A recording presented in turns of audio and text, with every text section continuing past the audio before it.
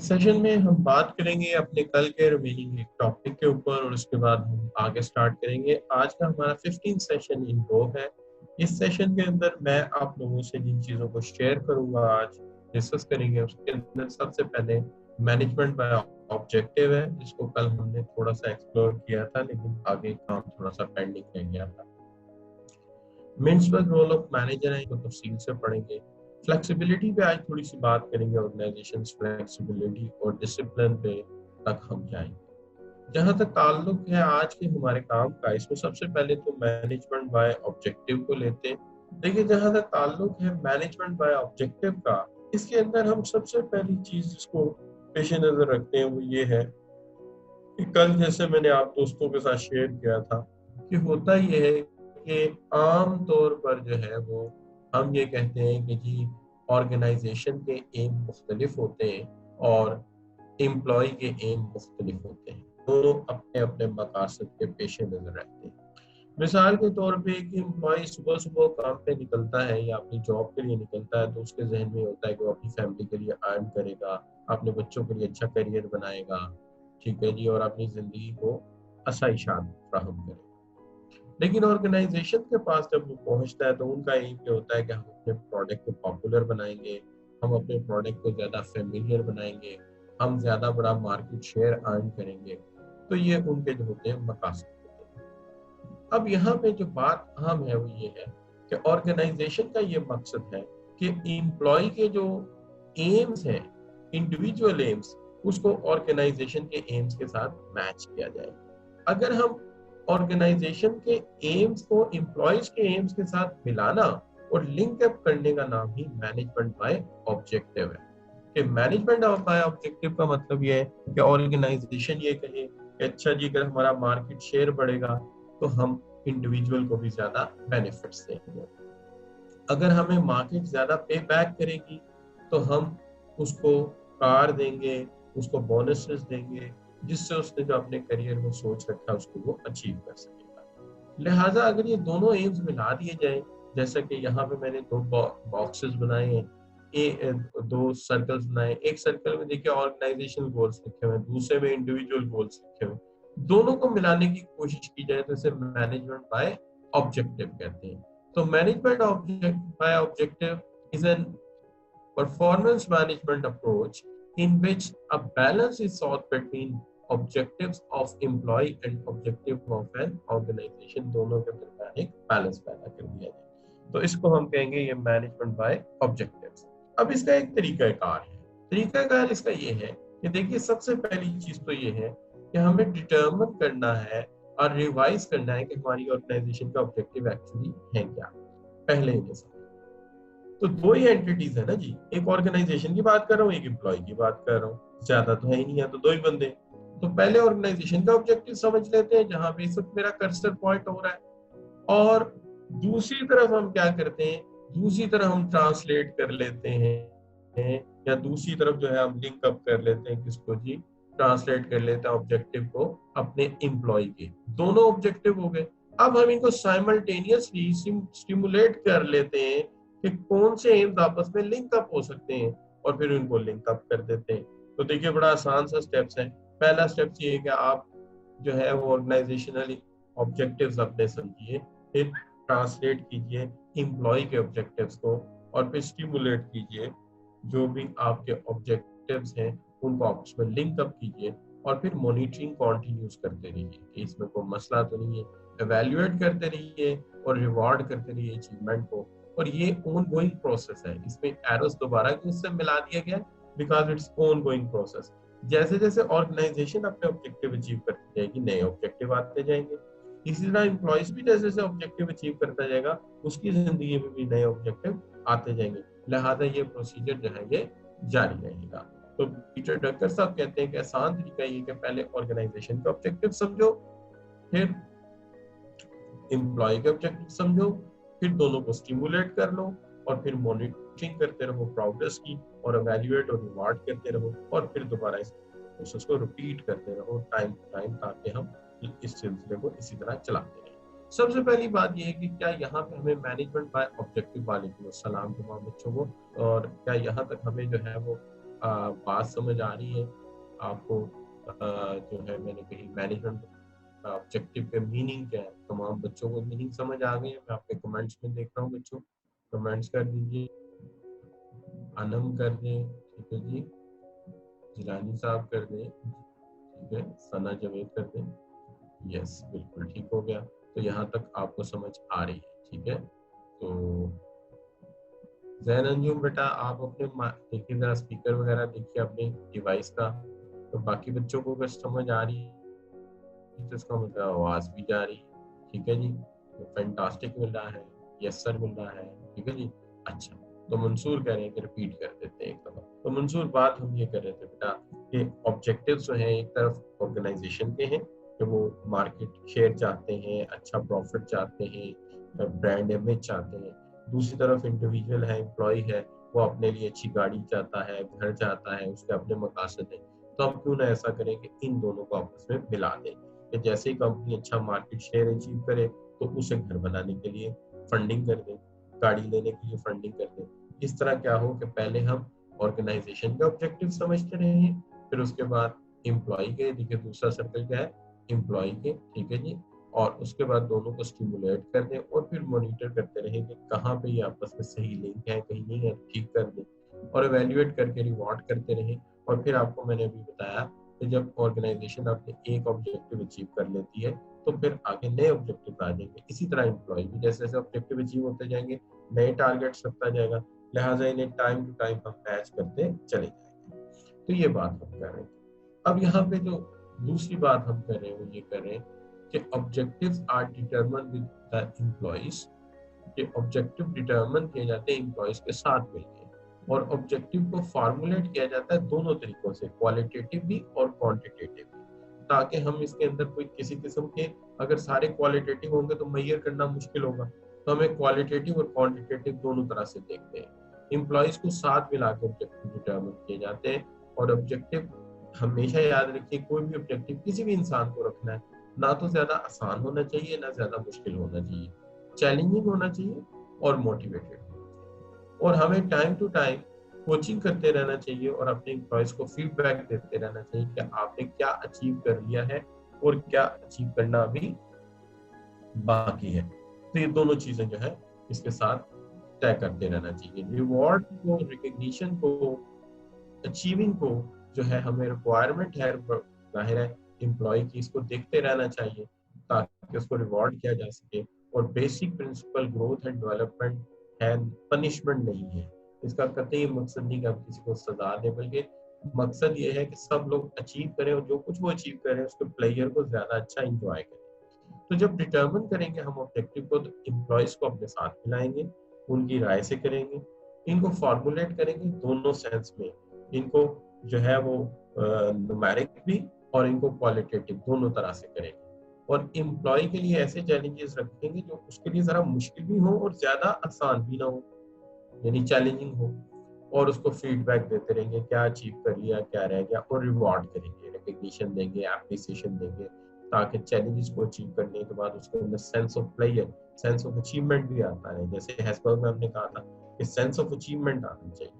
तो basic principle ये है कि ग्रोथ हमारा मकसद है, पनिशमेंट देना किसी को हमारा मकसद नहीं है। तो चलें देखते हैं हमें कितना समझ आया है। ये सवाल आपके सामने रखते हैं। If an organisation successful link successful link organizational objective with employees objective and needs, we called it, हम इसको क्या कहेंगे?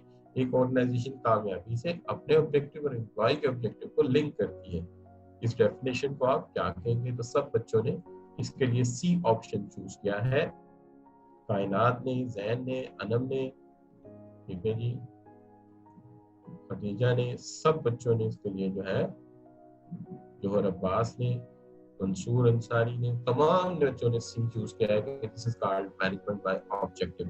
तो आपने ये जो एमसीक्यू मैं आपको सेंड कर दूंगा ना बात पीडीएफ में, तो आप ये डेफिनेशन उसकी जगह लिख सकते हैं, मैनेजमेंट बाय ऑब्जेक्टिव की जो इसका टाइटल है एमसीक्यू। तो ये बच्चों हो गया हमारा फर्स्ट वन जो हमने कहा। अब मसला आ जाता है मिन्सबर्ग रोल बाय मैनेजमेंट। देखिए मिन्सबर्ग के जो रोल है वो तीन तरह के, एक है इंटरपर्सनल, दूसरे हैं इंफॉर्मेशनल और तीसरे हैं डिसीजनल। 3 तरह के रोल मेंट्स बाकी हैं। यह जरूरी चीज है। पहली है इंटरपर्सनल। इंटरपर्सनल अगर आपके लिए मुश्किल लफ्ज है तो मैं आपको इसको कह सकता हूँ, उर्दू में हम इसे कह सकते हैं एक समाजी रोल। आप आसानी के लिए इसे कह सकते हैं ऐसा रोल जो इंसानों के साथ बातचीत से वाबस्ता है, इंसानों के साथ कम्युनिकेशन से वाबस्ता है। तो इंसानों के साथ कम्युनिकेशन के साथ जो वाबस्ता रोल है उसको कहा जाता है इंटरपर्सनल रोल्स। ये 3 रोल्स। अच्छा, जो दूसरे रोल्स हैं वो है इनके, जिसको वो कहते हैं इंफॉर्मेशनल रोल। इंफॉर्मेशनल रोल ऐसे रोल होते हैं जिसके अंदर मालूमात को कलेक्ट किया जाता है और आगे लोगों तक पहुंचाया जाता है। मैं रिपीट करता हूँ, मालूमात को कलेक्ट किया जाता है और आगे लोगों तक पहुंचाया जाता है। और तीसरे रोल जो है वो डिसीजनल है।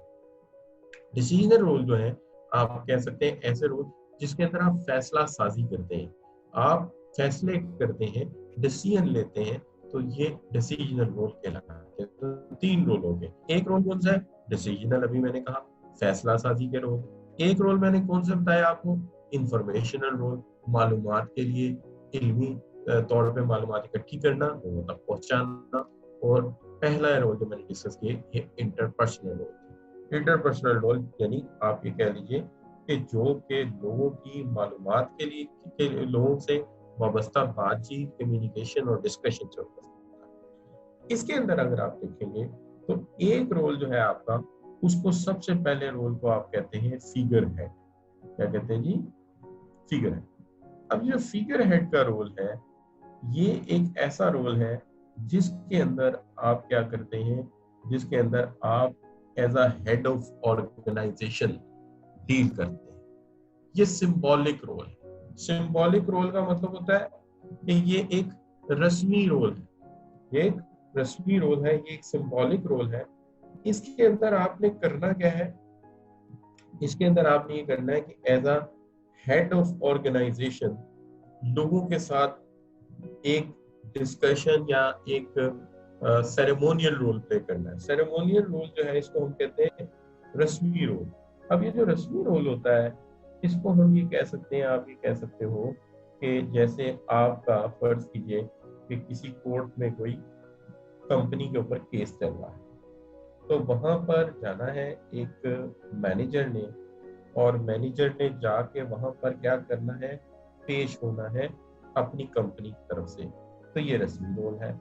इसी तरह कोई डेलीगेशन आ गया है। अच्छा, अब ये रस्मी रोल किस तरह से? जरा गौर कीजिए कि अगर फर्ज कीजिए, मैं सिर्फ फर्जी तौर पे कह रहा हूँ कि पैकेजेस कंपनी के ऊपर कोई केस कर दिया किसी ने, ठीक है जी। अब पैकेजेस जो है वो क्या करता है कि जज साहब कहते हैं कि जरा पैकेजेस को अदालत में तो बुलाओ। तो क्या पैकेजेस की बिल्डिंग जाएगी या पैकेजेस का जो है वो आप मशीनरी उठा के, इक्विपमेंट उठा के ले जाएंगे? ऐसा तो कुछ नहीं होगा। तो कौन जाएगा जी पैकेजेस की तरफ से? एक मैनेजर जाएगा। और आप ये जानते हैं कि जो मैनेजर का रोल है ये एक सिंबॉलिक रोल है, ये एक सिंबॉलिक रोल है। कहने का मतलब ये हुआ कि आप किसी भी तरह से, लेट मी साइलेंट,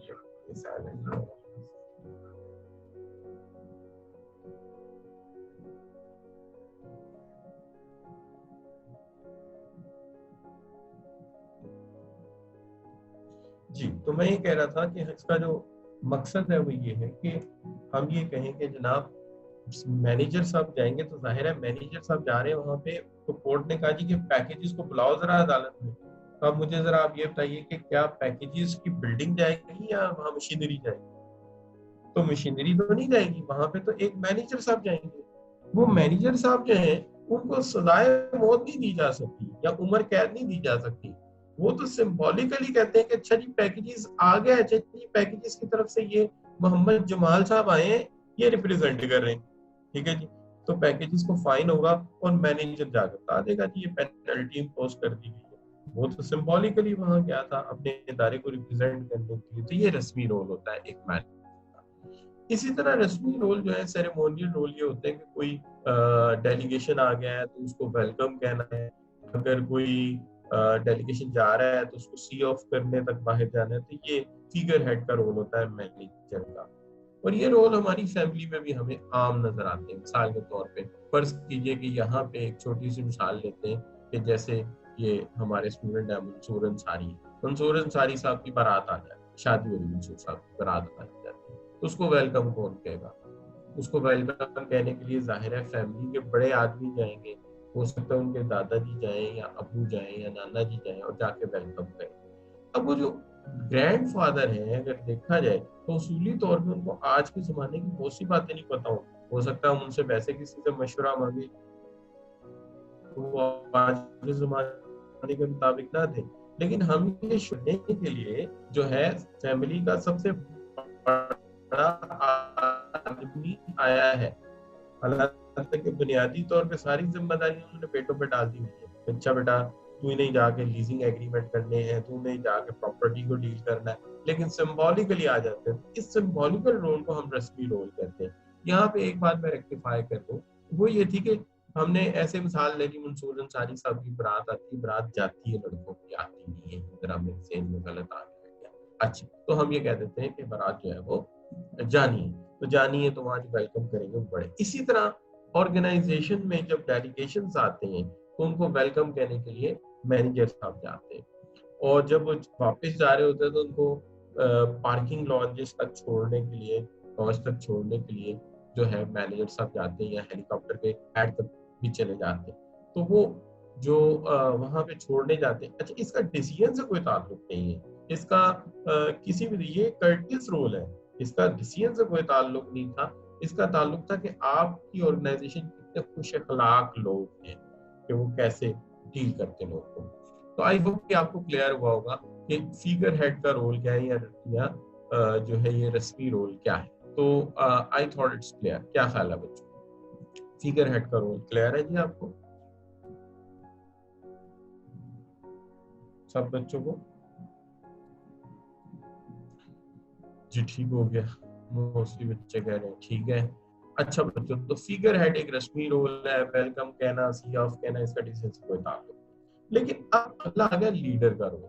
जो लीडर का रोल है वो है टास्क एलोकेशन, जिम्मेदारी लगाना, कौन कौन सा काम करेगा, और अपनी टीम को फोस्टर अप करना, हायरिंग करना, ट्रेनिंग करना, मोटिवेट करना। अब देखिए मोटिवेट करने के लिए बात करनी पड़ती है ना, डिस्कशन करनी पड़ती है।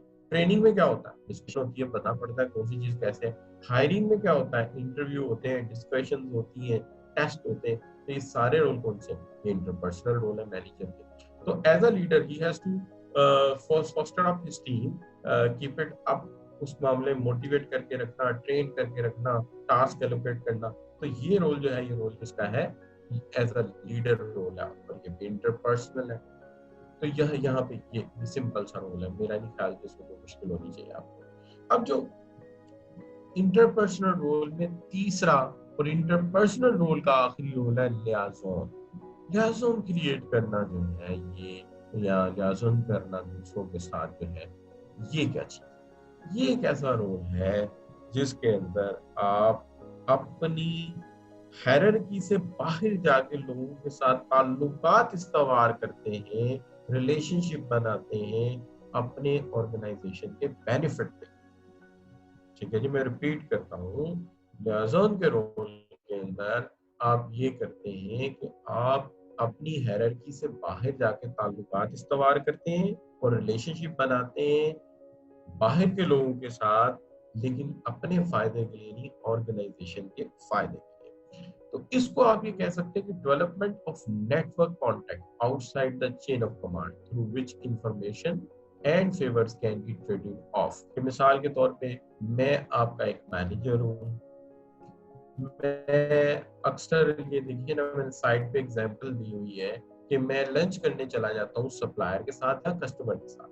अब ये लंच हो सकता है कंपनी ने स्पॉन्सर्ड किया होगा, चाहे हम बशीर साहब जरा एक लंच तो करके आए हमारे फलाफला सप्लायर के साथ या फलाफला कस्टमर के साथ। तो आप कहेंगे सर एडवांटेज या क्या इसके अंदर फेवर ट्रेड ऑफ होती है। फिर मैं सप्लायर से कह सकता हूँ यार वो फलाफला रॉ मटेरियल ना मुझे जल्दी चाहिए, मेरा कस्टमर मुझे बड़ा तंग कर रहा है, तो तुम्हारी मेहरबानी ये मटेरियल मुझे पहले दे। वो कहता है अच्छा यार, ये ताल्लुकात है ना मेरे, वो कहता है अच्छा ठीक है मैं दे देता हूँ। अब वो मटेरियल दे देता है, फायदा किसका, ऑर्गेनाइजेशन का।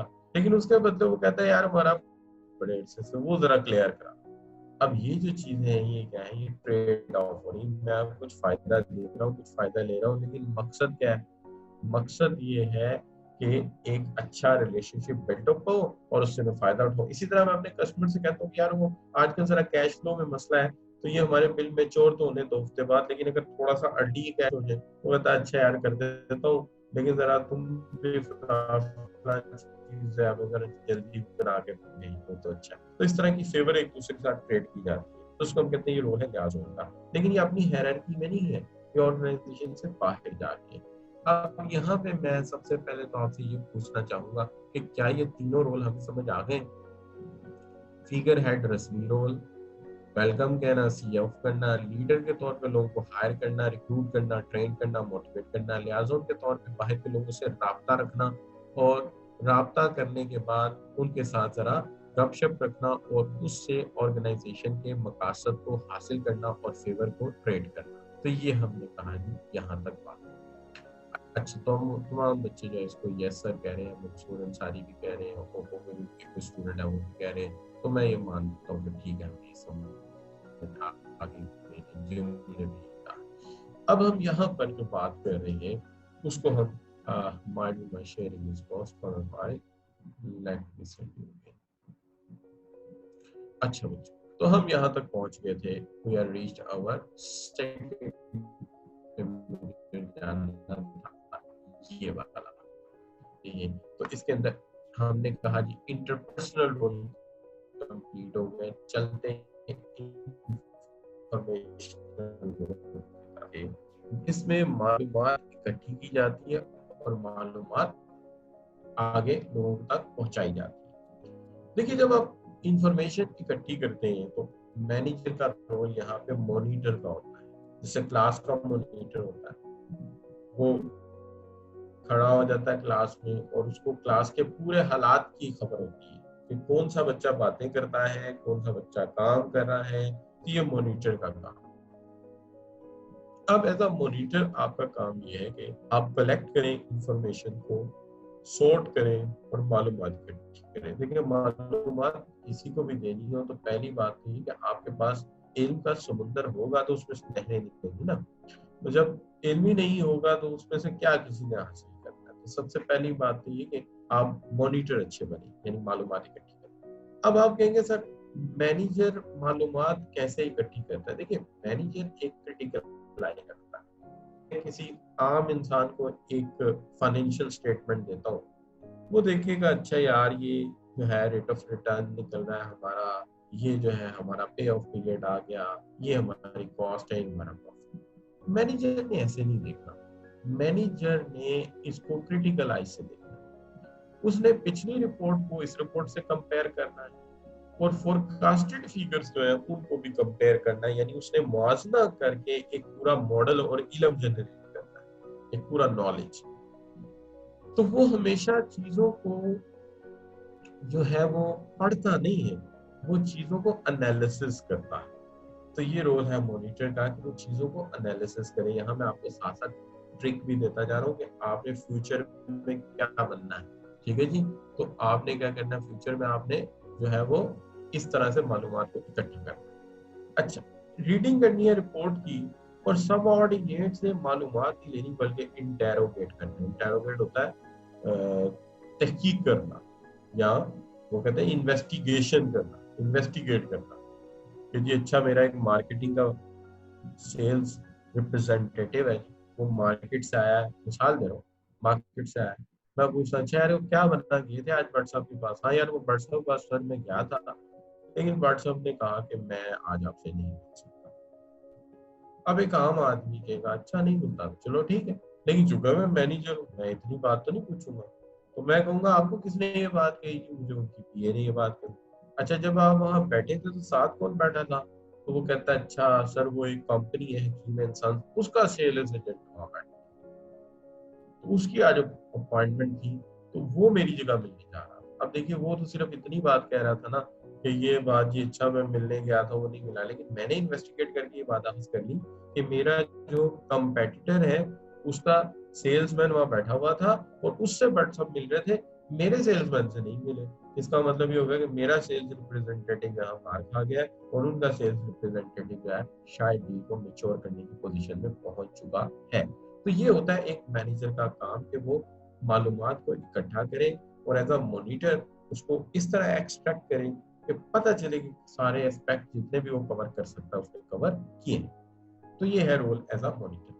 लेकिन जब आप बात करते हैं रोल एज अ डिसिमिनेटर, जब आप बात करते हैं रोल एज अ डिसिमिनेटर, तो देखिए डिसिमिनेटर के तौर पे आपको वही मालूमात जो है वो तकसीम करनी होती है लोगों को।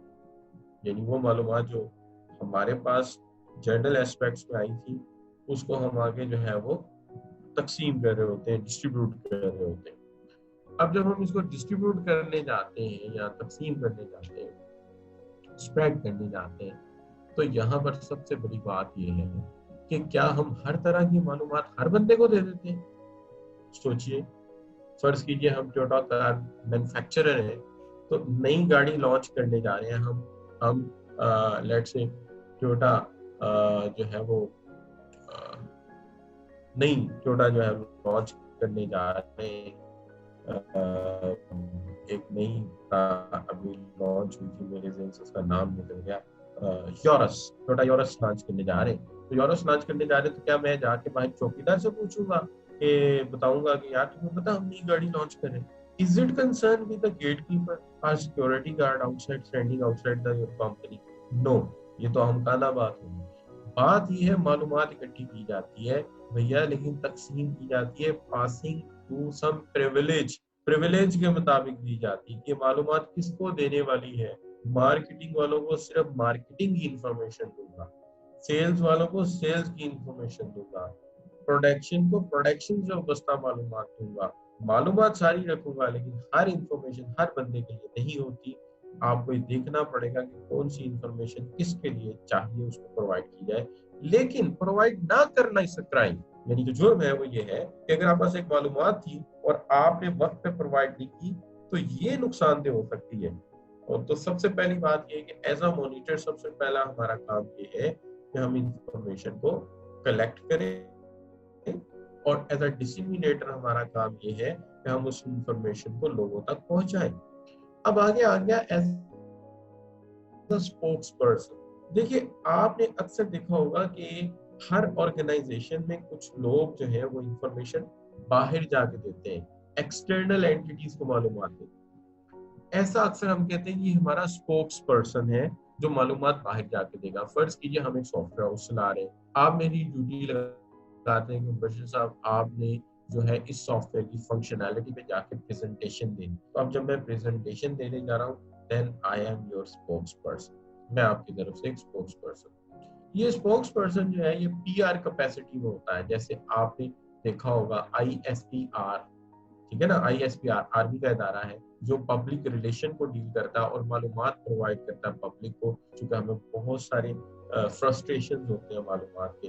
अच्छा जी, बॉर्डर पे क्या चल रहा है, आजकल आपको पता है, अल्लाह ताला खैरियत रखे, कश्मीर के बॉर्डर पे बहुत ज्यादा मूवमेंट है, दुश्मन हैवी मॉर्टर गन से फायर करता है और आए दिन हमारे शहरी जो है वो निशाना बनते हैं। तो हमारी कोशिश होती है कि मालूमात हमें मिले, चूंकि जाहिर है हमारे प्यारे हैं तो हम जानना चाहते हैं। तो क्या करती है आर्मी ने एक इदारा बनाया हुआ ISPR। तो वहां से अक्सर एक जनरल साहब की ड्यूटी होती है, वो मीडिया पे आते हैं और मीडिया के लोगों को बताते हैं कि क्या फायर हुआ था, किसका नुकसान हुआ, क्या क्या सिचुएशन थी। वो हमें क्लियर करते हैं, क्या इसके कि हम किसी दूसरे के मीडिया से सुने, वो अपने मीडिया से हमें क्लियर करते हैं। तो ये जो है इसी तरह से हमारी ऑर्गेनाइजेशन का भी ISPR होता है, हमारी ऑर्गेनाइजेशन का भी पब्लिक रिलेशन होता है। और वहां पे जाके एक ऑर्गेनाइजेशन का जो रिप्रेजेंटेटिव है वो बाहर जाके कम्युनिकेट करता है, प्रेजेंटेशन देता है। जैसे यहाँ एग्जांपल दी है, sales presentation to prospective the customer. तो कस्टमर प्रोस्पेक्टिव कस्टमर को हम दे रहे हैं सेल्स प्रेजेंटेशन दे रहे हैं। तो यहाँ पे हम स्पोक्स पर्सन है। तो आप देखिए मॉनिटर के तौर पे हमने मालूमात इकट्ठी की, उसको इंटेरोगेट करके रिपोर्ट्स को पढ़ के एक इल्म बनाया। डिसिमिनेटर के तौर पे हमने वो मालूमात जिसको चाहिए थी तकसीम की, और स्पोक्स पर्सन के तौर पे हमने मालूमात ऑर्गेनाइजेशन से बाहर जाके एक्सटर्नल एंटिटीज को मालूमात फराहम की ऑर्गेनाइजेशन की पॉलिसी के मुताबिक। तो इसको हम कहेंगे आप यहाँ पे स्पोक्स पर्सन। तो हम यहाँ पर देखते हैं कि क्या हमें इंफॉर्मेशनल रोल्स की समझ आई है। तो यहाँ पर जो है वो कौनैन सैयद हमें बताएंगे, उसके साथ साथ मंसूर भी बताएंगे कि कहाँ तक हमें समझ आई है, नबील भी बताएंगे, अब्दुल्ला शेख भी बताएंगे। शाबाश, बताइए जरा जी। मैं देख रहा हूँ कमेंट्स में मंसूर ने यस सर कह दिया है, जवेरिया जैन ने भी कह दिया है, कायनात ने भी कह दिया है, दानियाल, और इसके साथ साथ जो है Sheikh Usman, Shahroz Khan, outstanding, Jilani. Thank you बच्चों, थैंक यू, बहुत शुक्रिया, बहुत शुक्रिया। अच्छा बच्चों, तो ये डन हो गया जी। अब दो बातें डन हो गई। एक जो हो गए उनके जनाब डिस्कशन होगी हमारी किसके ऊपर जी, उनके जो है वो इंटरपर्सनल अवस्था, ठीक है जी। और दूसरे डिस्कस हो गए कौन जी, इंफॉर्मेशनल रोल। अब चलते हैं हम फैसला साजी की तरफ, डिसीजनल रोल्स ऑफ मैनेजर। देखिए डिसीजनल रोल के अंदर सबसे पहले लिखा हुआ एंटरप्रेन्योर। एंटरप्रेन्योर का वर्ड नया है जी आपके लिए। अगर आप कहेंगे नया, मैं बहुत नाराज हूँ इसलिए कि एंटरप्रेन्योर का वर्ड याद कीजिए, आपने इकोनॉमिक्स में पढ़ा था 4 फैक्टर्स ऑफ प्रोडक्शन। उसके अंदर लैंड, लेबर, कैपिटल, और चौथा फैक्टर इंटरप्राइज या एंटरप्रेन्योर था, याद कीजिए।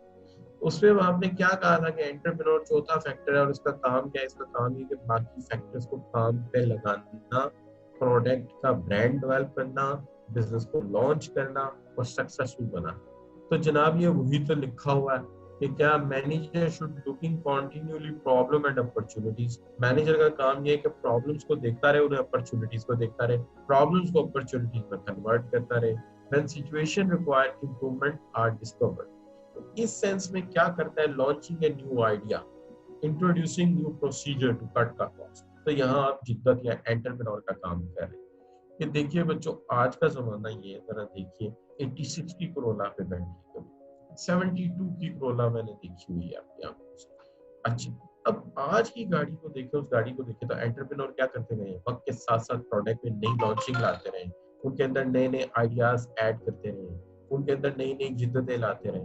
इसी तरह यहाँ पे भी नई से नई लेटेस्ट इन्वेस्ट जो भी लेटेस्ट डेवलपमेंट होती है उसको हम हिस्सा बनाते हैं अपने अपनी जो क्रिएटिव थिंकिंग है उसका। और वहां पे हम क्या करते हैं, वहां पे हम ये करते हैं कि नए प्रोसीजर और नए सिस्टम लाते हैं। आप जरा सोचिए, एक गाड़ी 20 साल से एक ही डिजाइन को खरीदेगा, कोई भी नहीं खरीदेगा।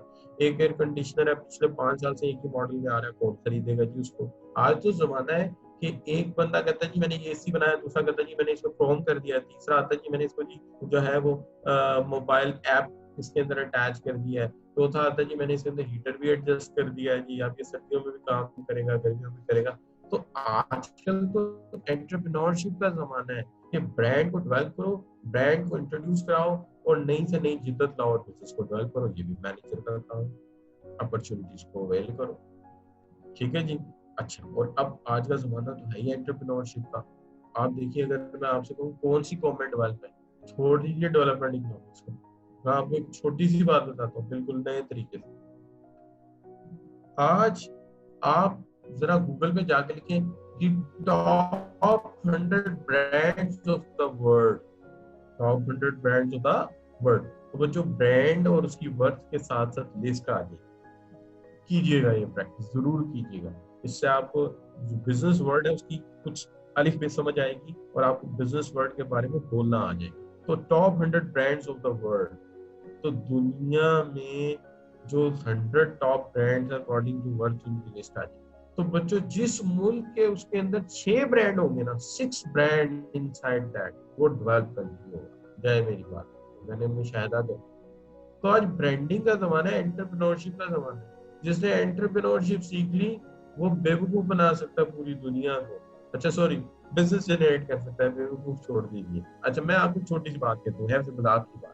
देखिए आप बर्गर तो खाते हैं ना, बर्गर क्या हो, मैं बर्गर को आज भी एक लेमैन हूँ, सादा सा आदमी हूँ, मैं बर्गर को बन टिक्की कहता हूँ। एक बंद है उसके अंदर टिक्की लगी हुई, यही है ना जी, चिकन पीस रख दिया होगा, ये बर्गर है, ठीक है जी। अच्छा, सिर्फ बन टिक्की बनाने में अमेरिका के कितने ब्रांड कभी गिने आपने?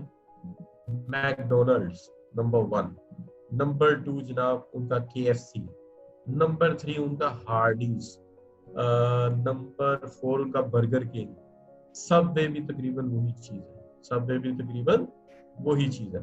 तो सोचिए कि बंटी की बनाने में यार 5 से 6 ब्रांड उन्होंने टॉप 100 ब्रांड में रख दिए। एंटरप्रेन्योरशिप भी तो आया, और कमाल क्या है, यही तो कमाल है। और अल्लाह ताला ने हमें क्या दे रखा है, बिरयानी हम टॉप क्लास हमारे मुल्क में बनती है। अच्छा जी, चिकन टिक्का, अच्छा फिर उसके बाद जनाब आप गिनते जाइए मुतय्यन, इतनी बेस्ट डिशेज है, बर्गर तो इसके मुकाबले कोई चीज ही नहीं है। अच्छा, तो कहाँ है हमारी ब्रांडिंग, कहाँ है हम एंटरप्रेन्योर, कहाँ है पूरी दुनिया में पाकिस्तानी टेक अवेज। आप कहेंगे सर बर्गर आराम से बन जाता है, बिरयानी मुश्किल से बनती है, तो भाई चाइनीज खाने आराम से बन रहे हैं, तो चाइनीज टेक अवे तो पूरी दुनिया में फैले हुए हैं। तो चाइनीज तो खाते भी क्या है, आपको पता ही है, they are eating frog, scorpions और वो snakes, ये खाते हैं ना। लेकिन वो क्या करते हैं, जिस जगह जाते हैं वहां के कल्चर का मीट ऐड कर देते हैं, अपने वाला गायब कर देते हैं। लो जी, चाइनीज टेक अवे हो गया आपके मुल्क में, the Pakistani takeaways. So thing is this कि we haven't worked on entrepreneurship. हमारा मेन प्रॉब्लम ये है आज कि दुनिया के जो मल्टीनेशनल है उसके अंदर हमारा नाम नहीं है, ब्रांडिंग में हमारा नाम नहीं है। अनफॉर्चुनेटली अनफॉर्चुनेटली अनफॉर्चुनेटली हमने अकाउंटेंट प्रोड्यूस भी कर दिए, हमने कंप्यूटर प्रोग्रामर भी प्रोड्यूस कर दिए, हमने एंटरप्रेन्योर प्रोड्यूस बहुत कम किए। तो आपने बच्चों जब आप क्वालिफाई करो, हमेशा इस बात पे सोचना है कि यार क्या ऐसी प्लानिंग है कि Pepsi and Coke standing from 1890 towards आज, और उनका जो है वो इतना लंबा बिजनेस साइकिल चल रहा है, तो आप लोग भी इसके अंदर आए। सो एनीवे सॉरी, आई कम बैक, मुझे वापस आना चाहिए है।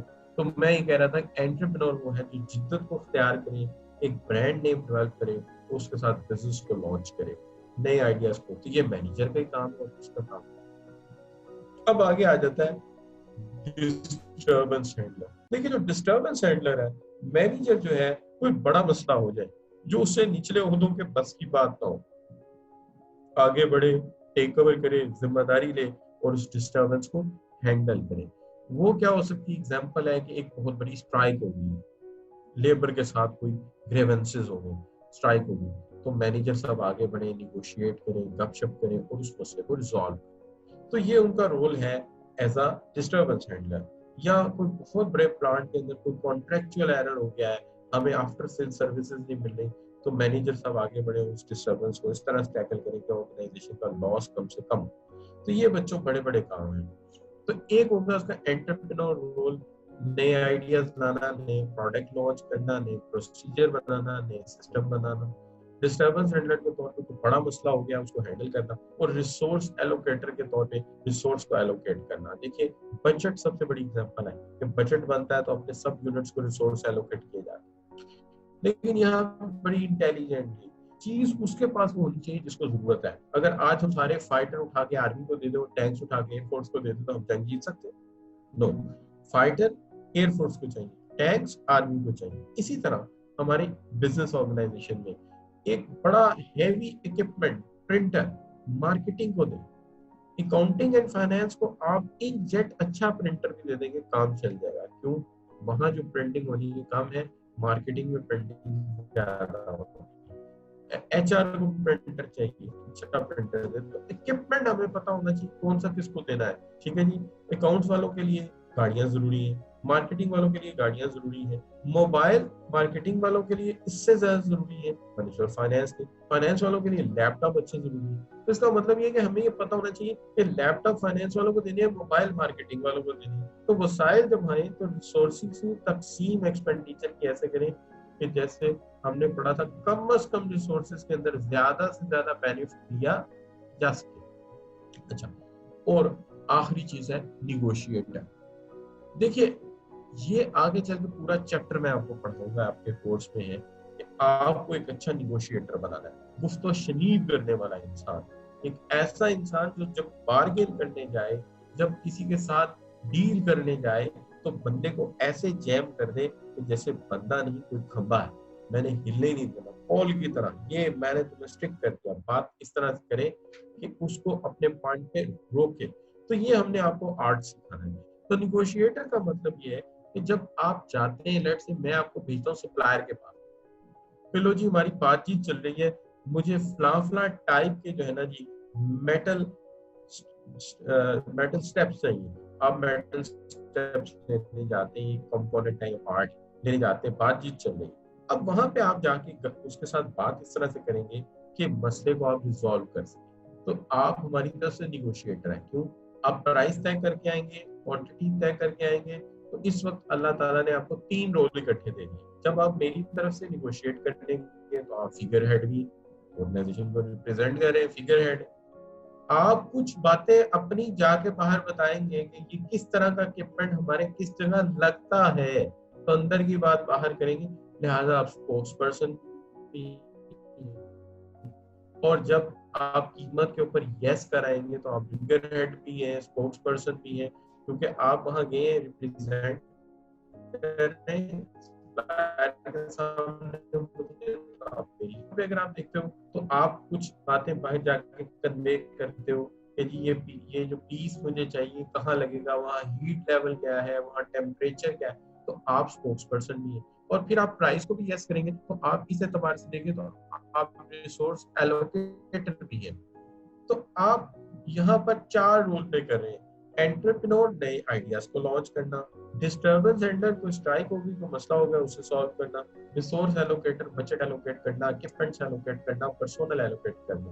और उसके बाद निगोशिएटर है, बाहर जाके आप रेट तय करते हैं चीजों के, परचेजिंग करते हैं हमारी तरफ से, तो आप निगोशिएटर भी है। तो अब देखिए यहाँ पे हम शुरू से देखते हैं। इंटरपर्सनल रोल में एक रस्मी रोल है जहाँ वेलकम कहते हैं, सी ऑफ कहते हैं, कोर्ट में जाकर ऑर्गेनाइजेशन को प्रेजेंट करते हैं, फिगर हेड है। आप लोगों को हायर करते हैं, रिक्रूट करते हैं, सिलेक्ट करते हैं, ट्रेन करते हैं, आप लीडर हैं। और आप बाहर जाके सप्लायर और कस्टमर से रिलेशनशिप बनाते हैं ऑर्गेनाइजेशन के मुफाद के लिए। यहाँ यहाँ पर रोल प्रयास होता है। अब आप आगे बढ़ते हैं एज अ मोनिटर। आप इंफॉर्मेशन सेल्स रिप्रेजेंटेटिव बाकी स्टाफ को इंटेरोगेट करके मालूमात इकट्ठी करते हैं, तो मॉनिटर है। वही मालूमात जब आप एम्प्लॉइज में हस्ब जरूरत तकसीम करते हैं तो डिस्ट्रीब्यूटर है। और वही मालूमात जब आप ऑर्गेनाइजेशन से बाहर जाके लोगों को प्रोवाइड करते हैं तो आप स्पोक्स पर्सन। अब डिसीजनल रोल के अंदर जब आप ये तय करते हैं हम ये प्रोडक्ट बनाएंगे या नहीं बनाएंगे, ये प्रोडक्ट क्रिएट करेंगे, इसके ये आइडियाज हैं, आप एंटरप्रेन्योर हैं। और जब कोई स्ट्राइक हो गई है, कोई मसला हो गया है और आप उसको हैंडल कर रहे हैं, तो आप उस वक्त क्या है, उस वक्त आप जो है वो डिस्टर्बेंस हैंडलर है। और अगर आप देखिए कि किसी वक्त आपको एक्सपेंडिचर या बजट किसी प्रोजेक्ट का बनाना पड़ता है तो आप रिसोर्स एलोकेटर हैं, किसको कितने रिसोर्स देने हैं। और जब आप बाहर जाके ऑर्गेनाइजेशन की तरफ से मामलात तय करके आते हैं तो आप निगोशिएटर हैं। और ये 3 रोल है, फिगर हेड है, स्पोक्स पर्सन है आप, और रिसोर्स एलोकेटर। अब यहाँ पे मैं ये पूछूंगा बच्चों से, अच्छा भाई यहाँ तक कितनी समझ आई है? तो दानियाल बताएंगे, इब्तिसाम बताएंगे, मुझे कायनात भी बताएंगे। Advertising is also a part of entrepreneur effort, entrepreneur effort का हिस्सा है। कायनात इसी का हिस्सा होती है जो आलमों की बात कर रहे हैं। नहीं, I was talking about international branding, जो कि उसकी मैं बात कर रहा था। ठीक हो गया बच्चों? Okay, that's done. यहाँ तक काम हमारा हो गया, ठीक हो गया बच्चों, थैंक यू। मैं आपका जरा नॉलेज लेवल टेस्ट करते हैं ना, अंडरस्टैंडिंग टेस्ट करते हैं आप लोगों की। तो चले जी आपके अंडरस्टैंडिंग टेस्ट करते हैं। सबसे पहले तो आपसे ये पूछता है,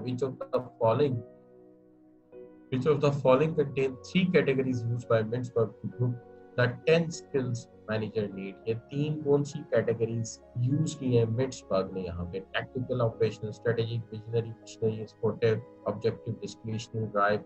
कौन सी 3 कैटेगरीज में तकसीम किया है उसने रोल्स को? तो तमाम बच्चे जो है इसको चूज कर रहे हैं ऑप्शन को। तो सब बच्चों ने बी ऑप्शन लिया है, बिल्कुल ठीक लिया है, that is interpersonal, informational and decisional. ऐसा सवाल पेपर में आया है, इसलिए मैंने इसको पिक किया। अच्छा बेटा, which of the following is an interpersonal role of management in Mintzberg classification of 9 managerial role? Which of the following interpersonal role, यानी इनमें से जो रोल लिखे हैं इंटरपर्सनल की कैटेगरी में मैं किसको डालूं? देखते हैं जी। अब पिछली ऑप्शन और ये ऑप्शन जरा सेम आ गई, चलें ठीक है। सब बच्चों ने बी को पिक किया है, तो इससे मुराद है कि फिगर हेड। आप बिल्कुल सही पहुंचे हैं, यहाँ पे जो इंटरपर्सनल रोल है वो फिगर हेड ही है। अच्छा बच्चों, 9 of Mintzberg's 9 managerial role, which is being exercised by a manager who gathers information from contract within the outside the organization. कौन सी ऐसी सिचुएशन है जिसके अंदर जो है मालूमात इकट्ठी करता है मैनेजर, अंदर और बाहर की मालूमात से मालूमात अखज़ करता है, चाहे वो इनसाइड है चाहे वो आउटसाइड है। विद इन एंड आउटसाइड मालूमात इकट्ठी करता है। तो जहां मालूमात इकट्ठी करता है वहां पे अगेन भी ऑप्शन करेक्ट है कि वो क्या है, वो स्पोक्स सॉरी वो क्या है, वो मॉनिटर है। आप बिल्कुल सही कह रहे हैं, वो मॉनिटर है, बिकॉज मालूमात इकट्ठी कर रहा है। ठीक हो गया बच्चों। अब आ गया 10। If a manager is out of office giving presentation on new model of car launched in the market last month, तो एक कार लास्ट मंथ लॉन्च हुई है, उसे प्रेजेंटेशन दे रहा है, ये कौन सा रोल है? ये कौन सा रोल है? प्रेजेंटेशन दे रहा है बाहर जाके। शाबाश, बहुत सी बच्चों ने सी को चूज किया है, बिल्कुल ठीक है जी। ये स्पोक्स पर्सन का रोल है, जब आप अपनी अंदर की मालूमात बाहर देने जाते हैं, रिप्रेजेंट कर रहे होते हैं, और इसको हम इस सेंस में स्पोक्स पर्सन कहते हैं, giving information to outside organisation. अच्छा बच्चों, which of the following role of manager is combined three roles of the figurehead, spokesperson and resources? गलती से मैं हाइड नहीं कर सका। निगोशिएटर का रोल एक ऐसा रोल है जो फिगर हेड, स्पोक्सपर्सन और उसके साथ साथ रिसोर्स एलोकेटर के तौर पर तीनों रोल इकट्ठे होते हैं इसके अंदर, इसको निगोशिएटर कहते हैं। अच्छा सवाल था, लेकिन बारह उसका आंसर जो है हाइड नहीं कर सकता। चले कोई नहीं, पता तो लग गया ना कि ये भी क्वेश्चन बन सकता है। अच्छा बच्चों, तो यहाँ तक आने तक हमने ये समझ लिया कि हम क्या कहना चाहते हैं। अब यहाँ पे आज हम बात करें ऑर्गेनाइजेशनल फ्लेक्सिबिलिटी। जरा सोचिए, मैं जब बड़ा यंग था तो मेरी वालदा मुझे कहती थी कि तू बड़ा नवाबी सा आदमी, क्या नौकरी करेगा कल को? तो मैं उन्हें कहता था, अम्मा मैं ऐसी नौकरी करूंगा, I will do a job in which मैं अपनी मर्जी से जाऊंगा और वहां जाकर इंस्ट्रक्शन दूंगा, तुम ये करो, तुम ये करो, तुम ये करो, और उसके बाद थोड़ी देर बाद रिपोर्ट करने पे रखूंगा और आ जाऊंगा। आप जरा सोचिए, आप भी ऐसे सोचते होंगे। अरे मैं बच्चा था तो मैं भी ऐसा सोचता था कि एक ऐसी जॉब हो, लेकिन हकीकत में दुनिया बड़ी जालिम है, ऐसा होता नहीं है कि कोर्ट कंधे में रखें और पहुंच जाए, वहां जाके को आप काम करें और जाके बस इंस्ट्रक्शन दें, थोड़ी सी सबको काम बताएं और आ जाए। नहीं, ऐसा नहीं है। हमें डट के काम करना पड़ता है, फुल फ्लैज काम करना पड़ता है। लेकिन यहाँ पे जो मैं बात कर रहा हूँ ऑर्गेनाइजेशनल फ्लेक्सिबिलिटी। ऑर्गेनाइजेशनल फ्लेक्सिबिलिटी ये है कि ऑर्गेनाइजेशन easily adapt करे to size, structure and feedback of human resources and also resource and expense that are needed for reaching objective goals। का ऑर्गेनाइजेशन इस तरह से फ्लेक्सिबिलिटी दे, फीडबैक दे, रिसोर्सेज प्रोवाइड करे अपनी वर्क फोर्स को, ताकि जो मकासद है उनकी दोनों साइड से, इंडिविजुअल के भी ऑर्गेनाइजेशन के भी, इस मामले में फ्लेक्सिबिलिटी है। ज्यादा बात हमें समझ आ जाएगी नेक्स्ट स्लाइड से।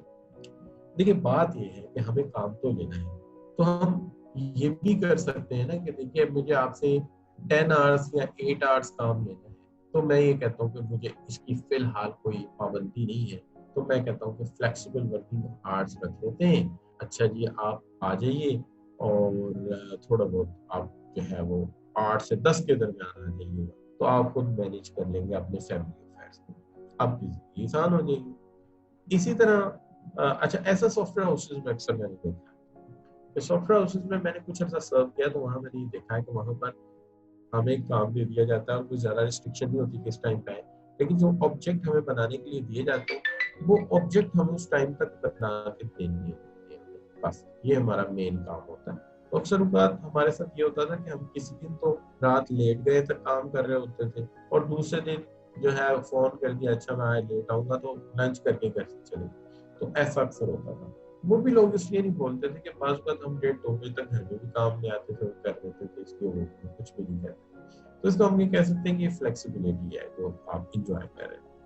इसी तरह possibility for a worker to take some time during the working day to day to solve family problem हो जाता है तो सॉल्व करने के लिए लॉन्गर आ रहा है 10 आवर्स के बीच में कोई एक आध घंटा 2 घंटे निकल जाए जिससे वो जाके अपनी कोई बैंक का काम फैमिली का काम वो कर ले। Possibility to take few days off without losing vacation days, तो वेकेशन डेज को लूज किए बगैर कोई 1 2 4 दिन की छुट्टी मिल जाए ताकि जो कोई जरूरी काम है वो हो जाए, छोटी आपकी की मंगनी है, बड़े भैया की शादी है, तो इस तरह की सिचुएशन को डील कर दिया जाए। An employee has a possibility to work partly from home, थोड़ा सा उसे ये भी अलाउ कर दिया जाए कि काम जो है वो घर से जाके कर ले। तो हम तो टीचर हैं, हमें तो ये बहुत ज्यादा करना पड़ता है, अलबत्ता हमारी फैमिलीज को ये पसंद नहीं है कि पहले हम वहाँ 7 8 10 घंटे काम करते हैं, फिर अक्सर बात क्वेश्चन पेपर्स शीट्स और इस तरह की चीजें घर आ जाती हैं, को भी देखना है तो खासी फैमिलीज नाराज होती है। लेकिन बहरहाल ये भी एक फ्लेक्सिबिलिटी है कि जो काम ऑफिस में बैठ के करना है वो आप घर ले जाएं और घर जाके विद कप ऑफ टी जो फैमिली बैठ के साथ साथ गपशप करते रहे, साथ साथ छोटा छोटा काम करते रहे। All employees can work at shift, आप डिफरेंट शिफ्ट में काम कर सकते हैं, तो फिर शिफ्ट भी शफल की जा सकती है वाहिद से जरूरत है कि कभी आपको जरूरत है दिन की, आपने नाइट शिफ्ट कर ली तो इसमें कुछ रद्द बदल किया जा सके। और when employees choose that hours are best for them, के जो आवर्स उनके लिए बेस्ट है, तो अगर सिलेक्टेबिलिटी पॉसिबल हो तो स्केड्यूल अकॉर्डिंगली कर दिया जाए। तो इसको हम कह सकते हैं, ये क्या है, ये फ्लेक्सिबिलिटी है। और आप ये कह सकते हैं कि इसका सेवरल ऑफ डे अगर ऑफिस की जरूरत पड़ जाए तो वो भी दिया जा सके, आपस में एक्सचेंज किया जा सके ड्यूटीज को। तो इस तरह की जो सिचुएशन है इसको हम कह सकते हैं कि ये फ्लेक्सिबिलिटी पॉसिबिलिटी हो सकती है ऑर्गेनाइजेशन में। अगर इस तरह की जॉब अगर बंदे को मिल जाए तो यकीनी तौर पर बहुत इंजॉय करेगा काम। और मेरे नज़दीक जो और मैनेजमेंट थ्योरीज और स्ट्रक्चर भी ये कहते हैं कि ज्यादा हार्ड वर्क करेगा बंदा। तो आप इसको सम अप ये कर सकते हो कि ऑर्गेनाइजेशन फ्लेक्सिबिलिटी का मतलब ये है कि अकोमोडेट करना वर्कर को according to his availability and suitability which is suited to both employee and organization to achieve objectives। तो ये हमारा मकसद है इसके अंदर। अब यहाँ पे हम जरा देख लेते हैं कि एम्प्लॉय फ्लेक्सिबिलिटी या ऑर्गेनाइजेशनल फ्लेक्सिबिलिटी आपको समझ आई है बच्चों? जी, अकील बताएंगे, आमना बताएंगी, बिल्ला इब्तिसाम बताएंगे। ठीक हो गया बच्चों, मोस्टली बच्चे हमें इसके लिए यस सर कह रहे हैं। ठीक हो गया बच्चों, तो ये समझ आ गया। तो ये छोटा सा एक टॉपिक था, इसके ऊपर हमने थोड़ा सा टाइम लगा दिया। अब बात आ गई क्या जी कि हमें जो दूसरी चीज जो है जिसको हमें पेश नजर रखना है वो है आपका जो इशू है रिलेटेड विद, आप ये कह लीजिए डिसिप्लिन। देखिए डिसिप्लिन बड़ी इंपॉर्टेंट चीज है। अगर आप मुझे कहें तो मैं आपसे ये कहूँगा कि सबसे जरूरी है डिसिप्लिन लाइफ के अंदर। जैसे अगर आप अपने घर में आते हो और आपकी लाइफ में डिसिप्लिन नहीं होगा तो आप सक्सेस नहीं हासिल कर सकते। मिसाल के तौर पे नॉर्मल रूटीन में एक बच्चा घर आता है, वो अपनी बाइक की कीज या गाड़ी की गाड़ियां जो चाबियां हैं वो प्रॉपर जगह पे नहीं उसको लटकाता, जो हैंग लगा हुआ है उसके ऊपर, और कपड़े जो है प्रॉपर जगह पे नहीं रखता, शूज नहीं रखता, बुक्स को बुक्स रैक पे नहीं रखता, पेन को पेन की जगह पे नहीं रखता, तो अगले दिन रात को जब पढ़ने बैठेगा तो चीजें इकट्ठी करने में आधा घंटा जाया करेगा। और अगर रात को नहीं रख के सोया तो सुबह जॉब पे जब निकलेगा या काम के या पढ़ने के लिए निकलेगा तो फिर वही मामला होगा कि कहीं शूज मिसिंग होंगे, कहीं पेन मिसिंग होगा, फिर वो नाराज भी हो रहा होगा कि यहाँ जो चीज रखो इधर उधर हो जाती, पूरी फैमिली भी भाग के मदद करना चाहे तो नहीं कर सकती। तो अगर हम अपनी लाइफ में डिसिप्लिन नहीं लाएंगे तो फिर हम किसी भी सक्सेस को हासिल नहीं कर सकते।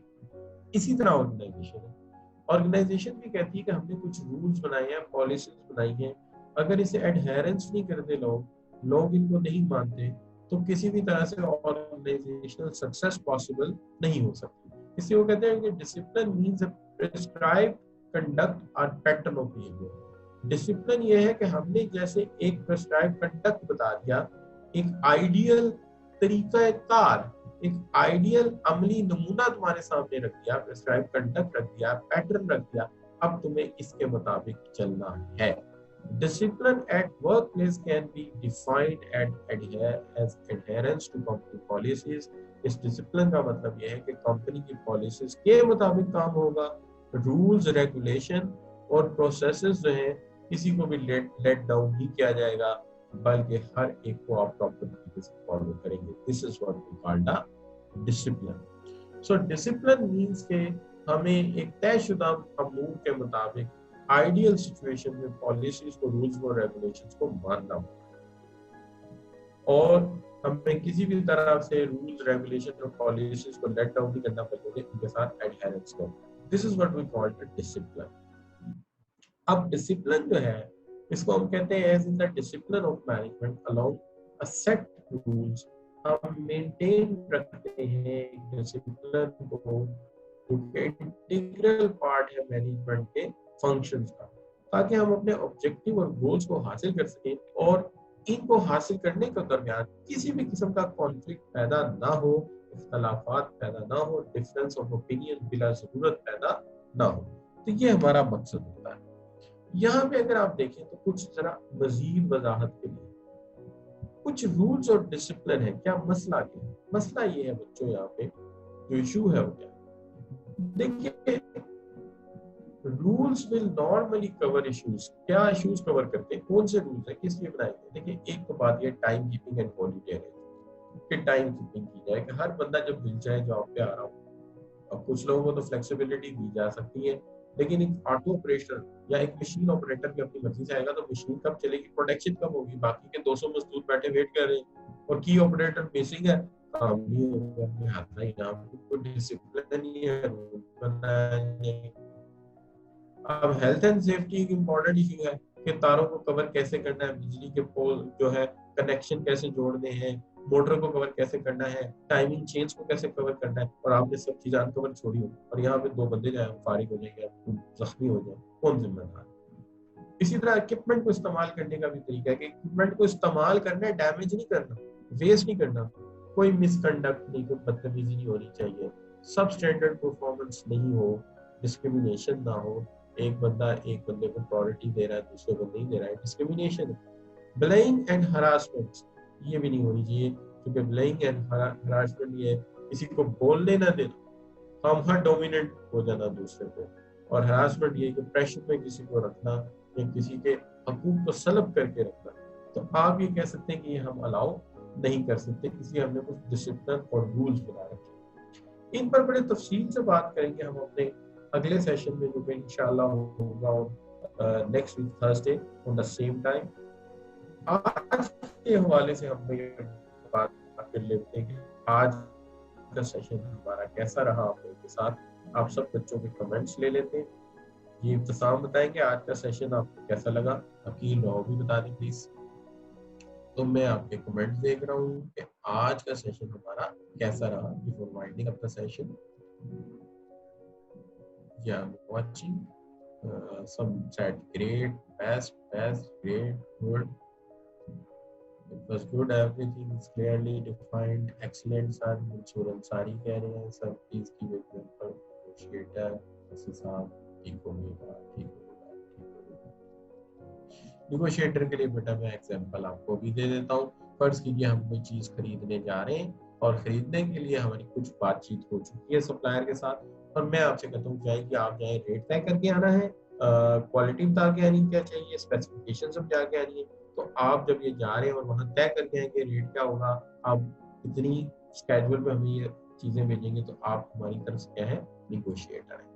या कोई कॉन्फ्लिक्ट चल रहा है हमारा किसी सेलर के साथ, बायर के साथ, और उसके अंदर उसके कुछ तहफुजात है, और मैं कहता हूँ आप जाए तहफुजात को सुन के आए और मामले को तय करके आना है, हल करके आना है, तो आप हमारी तरफ से क्या है, निगोशिएटर। ठीक हो गई बात। आसान एग्जांपल ये है कि ताया अबू के बच्चे के साथ आपके छोटे भाई की लड़ाई हो गई, अम्मा कहती है कि जाओ जरा बेटा ये इशू तय करके आओ, सुलह करा के आनी। तो आप इश्यूज को तय करने गए तो आप अपनी फैमिली की तरफ से क्या हो, निगोशिएटर। तो ये बच्चों हो गया निगोशिएटर का मामला। यहाँ पे आज का लेक्चर हम वाइंड अप कर देते हैं। Thank you very much for your part appreciation. अल्लाह हाफिज, और आप सब बच्चों से इंशाल्लाह जुमेरात को मुलाकात।